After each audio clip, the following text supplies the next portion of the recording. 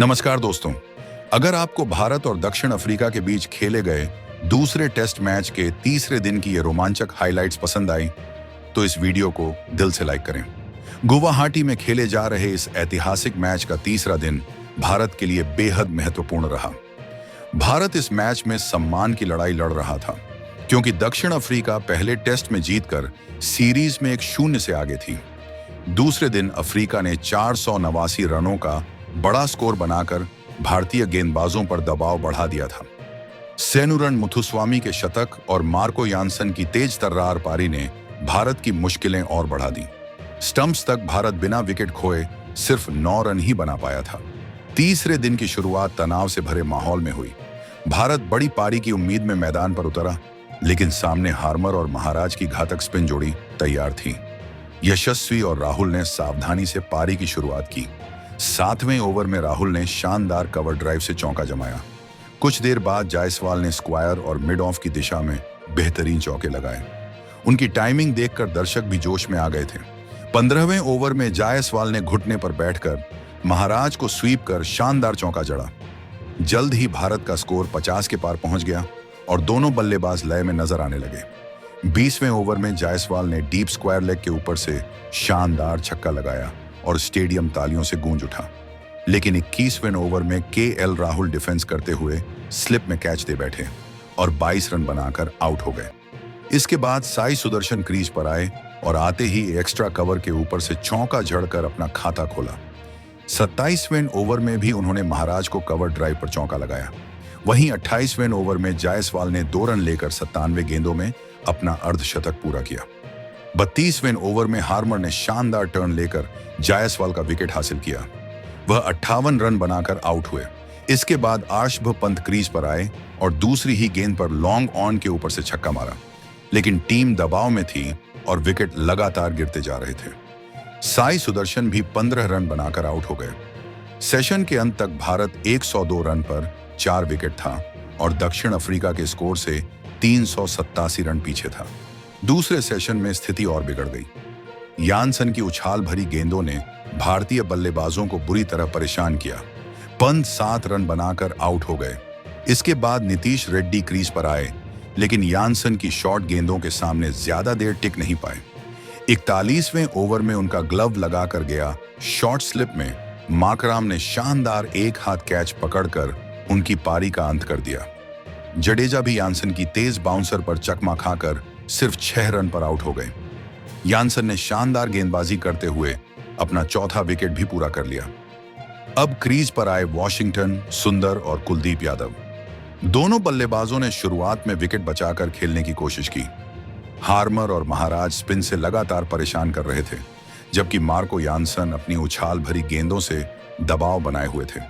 सुंदर बीच बीच में कुछ शानदार शॉट भी खेल रहे थे। 46वें ओवर में उन्होंने हार्मर की गेंद पर आगे बढ़कर जोरदार शॉट लगाया, जो उनकी पारी का सबसे दमदार स्ट्रोक था। दूसरी तरफ कुलदीप यादव मुश्किल में नजर आ रहे थे क्योंकि हर गेंद उन्हें परेशान कर रही थी। मोल्डर की गेंदों पर सुंदर कुछ रन लेते रहे, लेकिन बड़ी साझेदारी बनती नहीं दिख रही थी। कई बार कुलदीप का बल्ला गेंद से दूर रह गया और दक्षिण अफ्रीका लगातार अपीलों से दबाव बढ़ाता रहा। धीरे धीरे स्कोर आगे बढ़ा और भारत 7 विकेट खोकर 140 के पार पहुंच गया, लेकिन अभी भी टीम काफी पीछे थी। वॉशिंगटन, सुंदर और कुलदीप यादव का पहला लक्ष्य विकेट बचाना था। यानसन और महाराज पूरी ताकत से गेंदबाजी कर रहे थे। यानसन बार बार बाउंसर डालकर कुलदीप को छलावा दे रहे थे, लेकिन कुलदीप ने अद्भुत धैर्य दिखाते हुए हर गेंद को सावधानी से खेला। वह कभी गेंद छोड़ते, कभी बैकफुट पर जाकर बचाव करते। उधर सुंदर महाराज की घूमती गेंदों को आगे बढ़कर और बैकफुट पर जाकर शानदार तरीके से संभाल रहे थे। बीच बीच में उन्होंने बैकफुट से बेहतरीन कट शॉट भी लगाए। यानसन की तेज गेंदों को छोड़ना उनका सबसे बड़ा हथियार बना।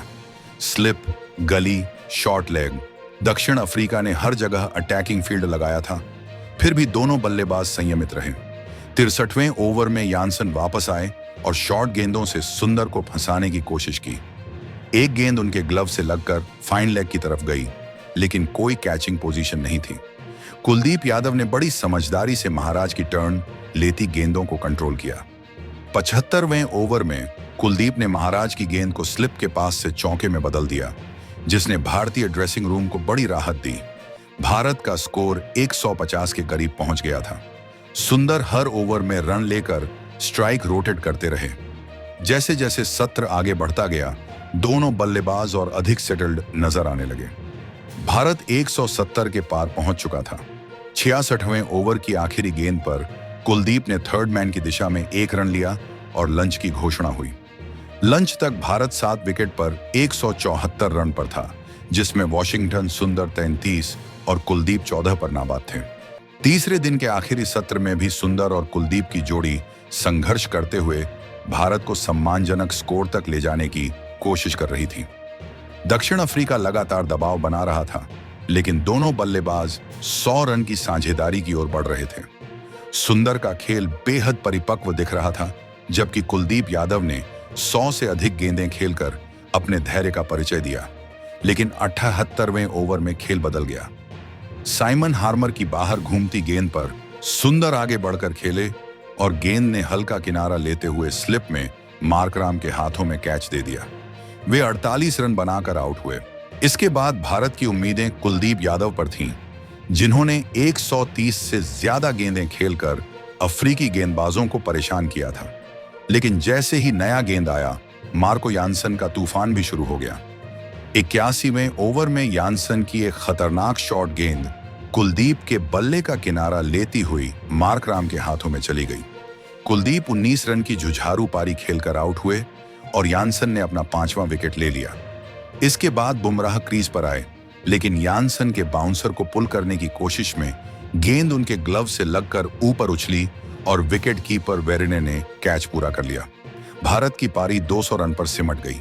दक्षिण अफ्रीका के लिए यानसन ने सबसे ज्यादा 6 विकेट लिए, हार्मर ने 3 और महाराज ने 1 विकेट हासिल किया।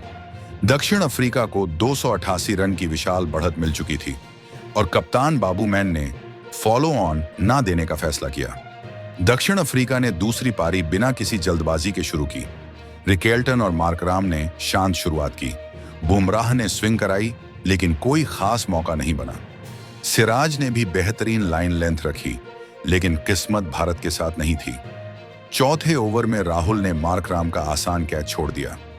धीरे धीरे दोनों बल्लेबाज लय में आने लगे और रन जोड़ते गए।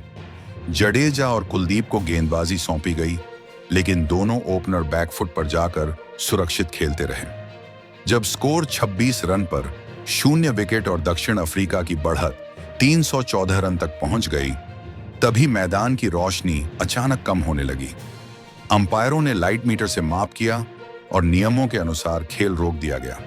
भारतीय खिलाड़ी निराश होकर वापस लौटे, जबकि दक्षिण अफ्रीका के खिलाड़ी मुस्कुराते हुए पवेलियन लौटे, क्योंकि मैच पूरी तरह उनके नियंत्रण में आ चुका था। इसी के साथ तीसरे दिन का खेल समाप्त हो गया। तो दोस्तों, आज टीम इंडिया के प्रदर्शन पर आपका क्या कहना है?